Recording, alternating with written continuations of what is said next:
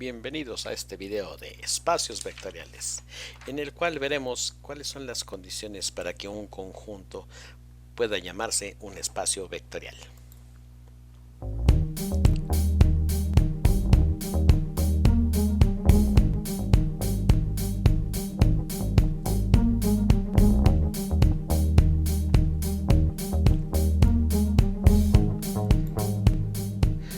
Comenzaremos esta sesión con la definición de qué es un espacio vectorial.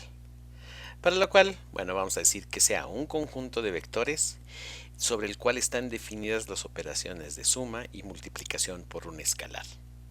Ese conjunto y las operaciones de suma y multiplicación por un escalar forman un espacio vectorial si se cumplen los 10 axiomas siguientes. El primero de ellos es que si yo tengo dos vectores de mi conjunto B, el resultado de la suma o el vector que es el resultado de la suma de x con y debe ser otro vector que debe estar contenido también en el mismo conjunto B. Esta es una propiedad de cerradura.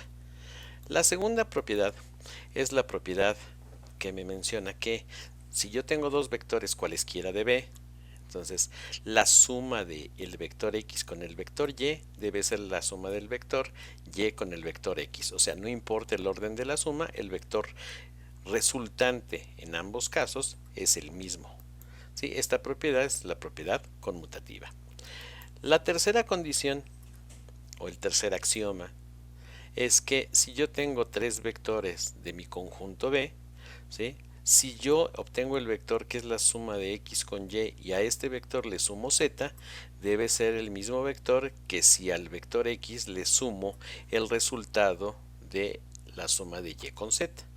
O sea, este vector obtenido con estas operaciones debe ser el mismo vector obtenido con estas operaciones. Esta propiedad es la propiedad asociativa porque estamos agrupando los vectores de dos en dos, ¿no?, de cada lado, y entonces de ahí su nombre. La cuarta propiedad es la propiedad del idéntico o el elemento cero, el vector cero en el conjunto. Esta E volteada que aparece aquí me dice que existe el vector cero en el conjunto B, tal que para cualquier vector x del conjunto B, la suma del vector x con el vector cero es igual al vector x, que es la condición del elemento neutro, el idéntico o el cero, en este caso para los vectores. La quinta propiedad es la propiedad del inverso, o sea que para cualquier elemento del conjunto B, cualquier vector de B, existe su inverso aditivo, en este caso que es de la forma menos x, tal que al sumar el vector x con su inverso aditivo me da como resultado el elemento idéntico o el vector 0 en el conjunto. ¿Sí? Esta es la propiedad del inverso. Como vemos, estas 5 propiedades son respecto a la suma de vectores. Las siguientes 5 propiedades son respecto a la multiplicación por un escalar. La primera es que si yo tengo el vector x del conjunto B y un escalar alfa, sabemos que un escalar es un número real. Entonces, al multiplicar el número real o el escalar alfa por el vector x, el resultado debe ser otro vector que debe estar contenido en el conjunto B. Es la propiedad de cerradura respecto a la multiplicación por un escalar. La séptima propiedad es también que involucra la multiplicación por un escalar, pero si yo tengo dos vectores y un escalar, si yo sumo el vector x con el vector y multiplico por el escalar alfa, este vector debe ser lo mismo que si primero multiplico el vector x por el escalar alfa, después el vector y por el escalar alfa y al final hago la suma de estos vectores. Este vector debe ser lo mismo que este vector. Esta propiedad es una propiedad distributiva, sí, porque involucra dos operaciones, la multiplicación por un escalar y la suma de vectores.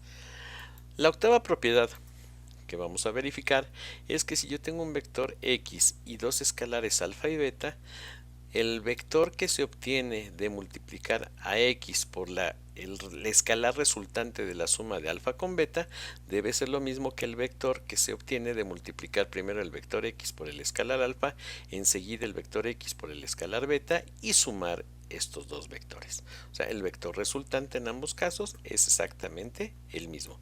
De nuevo, esta es una propiedad distributiva en virtud de que estamos involucrando dos operaciones, suma y multiplicación.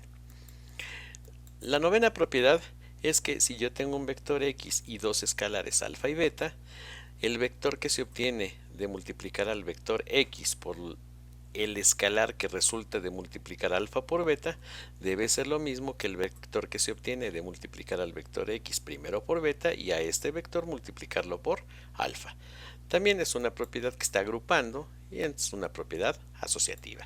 Y finalmente la propiedad que sería el idéntico, pero en este caso tomando el escalar 1, ¿sí? Que es el idéntico para la multiplicación, o sea, si multiplico el vector x por el escalar 1, pues entonces voy a tener que esto es igual al vector x. Es el idéntico para la multiplicación por un escalar. Vamos a ver aquí los espacios vectoriales más comúnmente utilizados en álgebra lineal.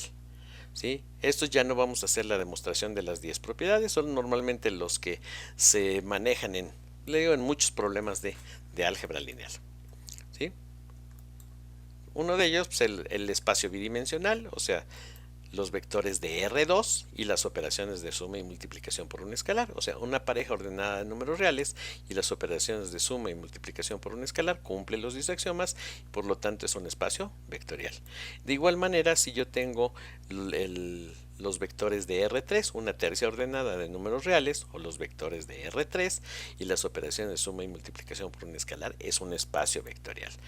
Y en general el espacio euclidiano n-dimensional, que es las eneadas ordenadas de números reales, podemos ver fácilmente que se verifican los 10 axiomas para que se llame un espacio vectorial.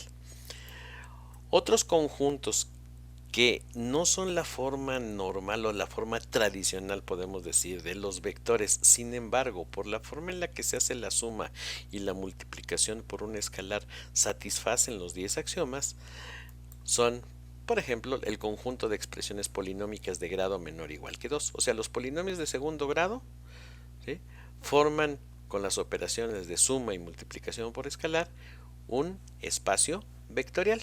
¿Sí? La forma general de un polinomio de grado menor o igual que 2 normalmente se depone así: un coeficiente cuyo subíndice es igual al exponente de la variable.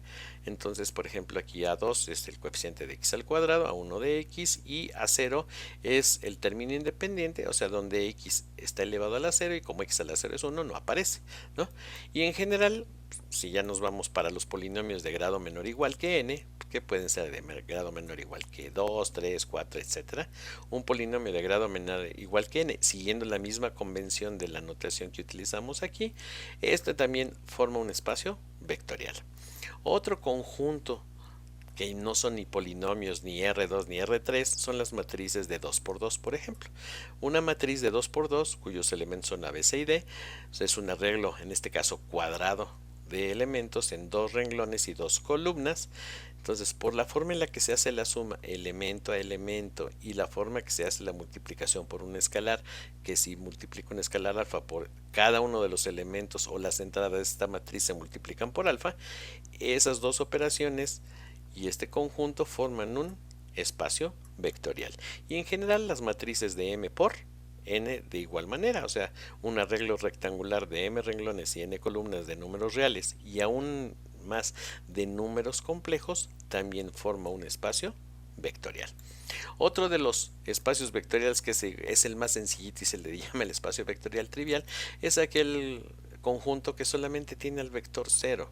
El vector 0, por las características de dicho vector, si yo sumo el vector 0 con el 0, el resultado es el vector 0.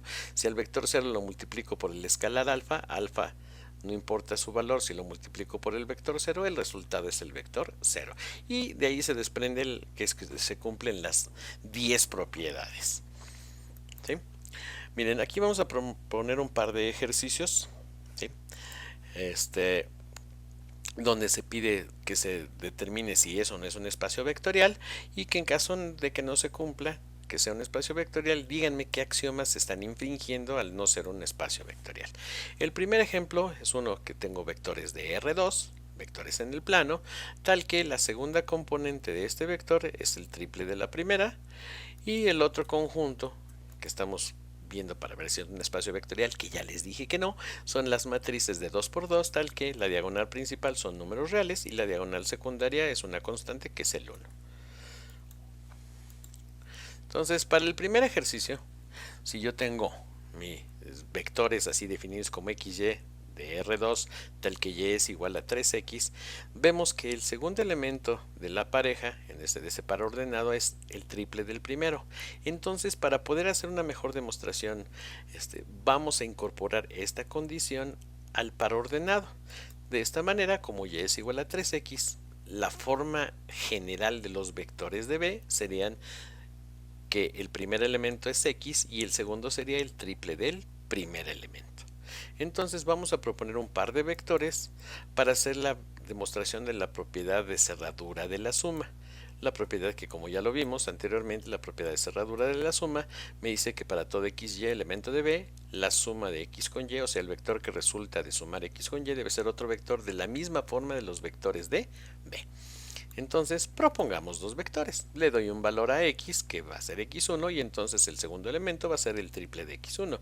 Si yo aquí a Y le doy al primer elemento el valor de X2, el segundo elemento de la pareja va a ser 3X2. Entonces son dos vectores de la misma forma de los vectores de B. Entonces ya tengo dos vectores de B. Entonces vamos a hacer la suma. ¿Cómo se hace la suma de los vectores? El vector X más el vector Y se suma componente a componente, X1 más X2 y 3X1 más 3X2. ¿Sí? Si a este vector, que ya es la suma de X con Y, yo lo que hago es asociar, sacar de factor común al 3 y dentro de un paréntesis poner X1 más X2. Esto como factor común 3 me queda de esta forma. Entonces, podemos hacer aquí un pequeño artificio. Yo sé que X1 y X2 son números reales. Entonces, si hago la suma de X1 con X2, entonces yo puedo decir que si el real X1 más el real X2 es el real X, este vector toma la forma X más Y igual a X y X1 más X2 es X. Entonces, este vector toma la forma de la misma que tiene el vector B, que es el que representa todos los vectores de mi conjunto B. Entonces, este vector que obtuvimos de sumar X con Y es de la misma forma de los vectores de B y por lo tanto se cumple que el vector resultante de X más Y está en el conjunto B. Entonces, no sé qué les haya parecido. Si les gustó, por favor suscríbanse a este canal, activen la campanita para que reciban las notificaciones cuando subamos otro video. Hasta luego.